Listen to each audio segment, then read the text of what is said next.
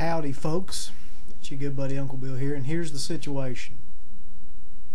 It's about 10 degrees outside. It snowed anywhere between, I'd say, 5 to 7 inches where I'm at. I got some sort of fucking head cold thing going on. You can't go anywhere. You can't do anything. It's too cold to take a shit. So I've decided to make some videos. I really can't do anything else.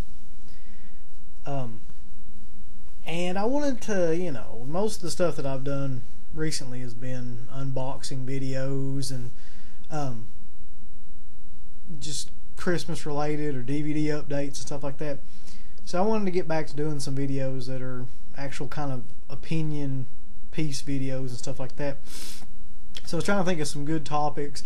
I've got a couple of different topics that I'm going to try to do. I'm just going to ramble on about different stuff. But this particular video is going to be about my picks for sequels that are better than the originals. And before we even get started, I know what you're thinking. I know what you're thinking. I can fucking hear it rambling around in your brain. You're thinking, this motherfucker is going to talk about The Godfather. No. I don't think that The Godfather 2 was better than the original Godfather. So I'm not going to be bringing up The Godfather. That's not going to be one of my choices. You might also be thinking, this asshole's going to be talking about Terminator. He's going to be talking about T2. No. Because, believe it or not, I really do believe that the original Terminator is better than Terminator 2. Now, with that being said, they're two completely different types of movies. Terminator 2 is an action movie. Terminator is a slasher / sci-fi movie. It's a horror film, really. It's like Michael Myers is if he was an endoskeleton. That's basically what it is.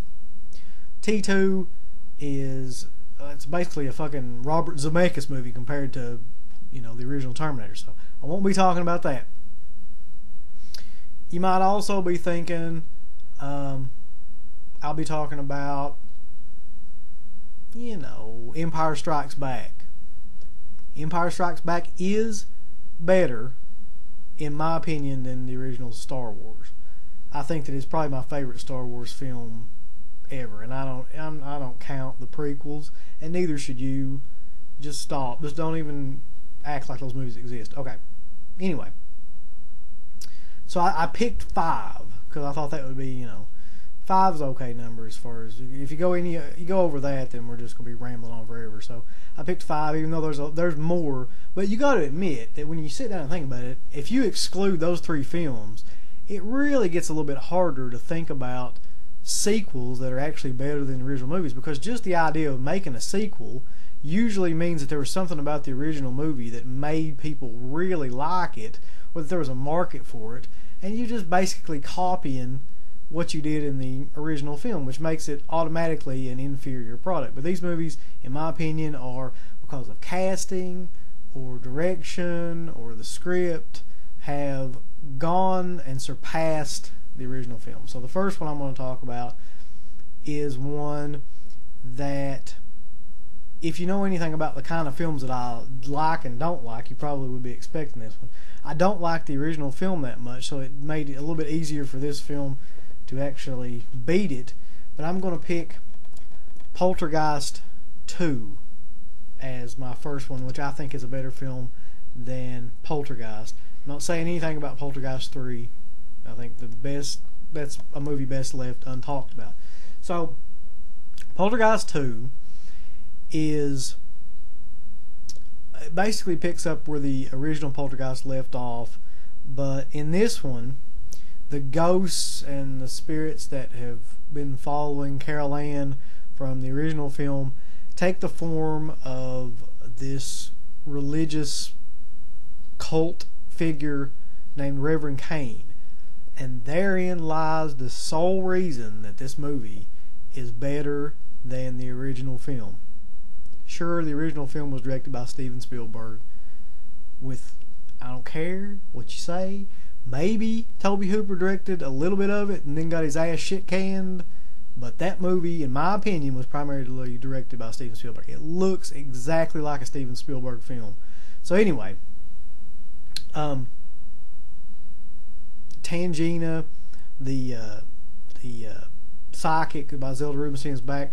Will Sampson is also in the film.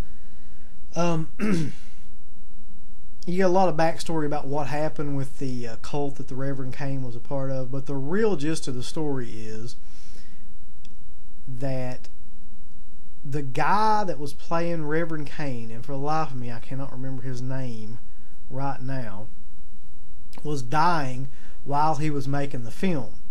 So he looks really, really bad. He looks emaciated and just sickly, which makes it 5 times more disturbing, because he's this like kind of like a southern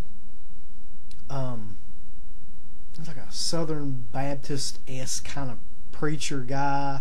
It's real soft spoken, and that makes it even more eerie because he's not like, I mean, he's kind of over the top, but he's very, there's like a lot of stuff that they leave like inside. It's like there's this rage on the inside, and there's only one scene where it really gets to come out. All the rest of the time he's completely composed, but there's the scene where he comes up and, you know, he wants the family to let him in, and so he can talk with Carol Ann and all this stuff, and presumably kidnap her, which happens later on in the film. But it's just, you see that rage and that insanity come out for that one brief moment, and then he just, the way that he pulls it back into himself, and he just kind of walks away and is like, alright then, I'll just walk away. Shit. That movie, just for that scene is frightening. And the scene at the beginning where he first meets her, I guess they're at a mall or something like that, and he walks up to her, that's just, I think that they tapped into the whole pedophilia angle with that, which is, it's just, he so looks and acts like a pedophile, and he's just so creepy, and he's going to get her, and it makes the film work 1,000 times better. So there's that one. This is probably my obvious pick. Mentioned James Cameron before with Terminator and Terminator 2.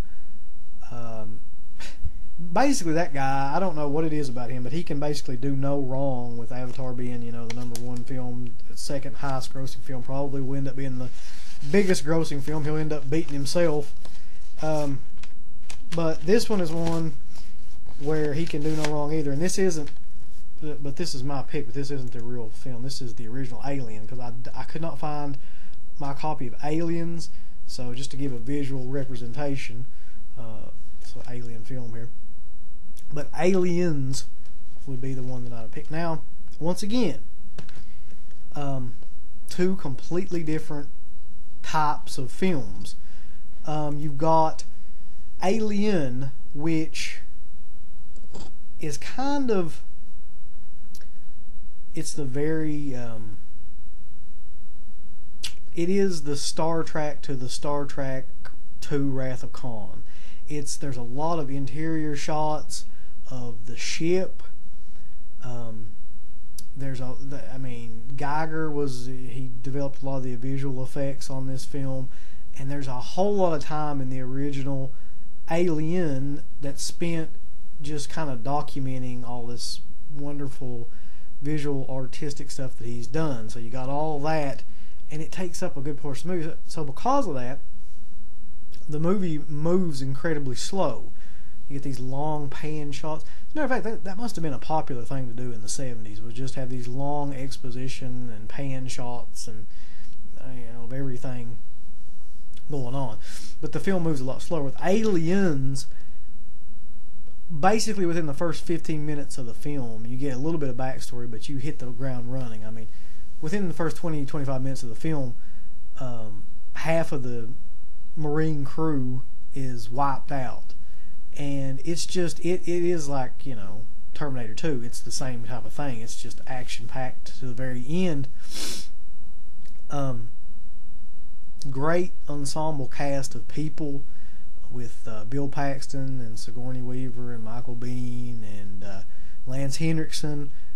All of them are really, with the exception of Sigourney Weaver, are really character actors, and that's what they do. I mean, if you put people like that in leading roles. It's not. I mean, look at fucking Twister. If you put, you just can't put Bill Paxton. It just doesn't work. He's great in Near Dark, and he's great in Aliens because that's what he does and that's what he should do, and it works for all those guys. Lance Henriksen is another perfect example of that.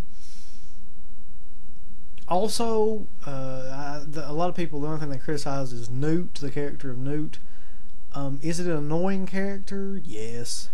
Is it in the film, or is she in the film enough for anybody to care? No, not really. I mean, it's just but somebody kind of has to be the guide in that film, and the compass for what's been going on while, you know, everything, all the years have passed and all this stuff. There has to be somebody like that, so why not be her? So you got that. Sigourney Weaver, say that movie probably made her career. That's probably the role that she'll always be most associated with. I haven't seen Avatar, but I assume that it won't replace this because that's the template. I mean, Linda Hamilton in Terminator 2, same type of role. So Aliens is just more of an exciting, action-packed, dramatic film, and I really do like it more. So I'll go ahead and cut this one off here, and we'll do part 2, the final chapter here.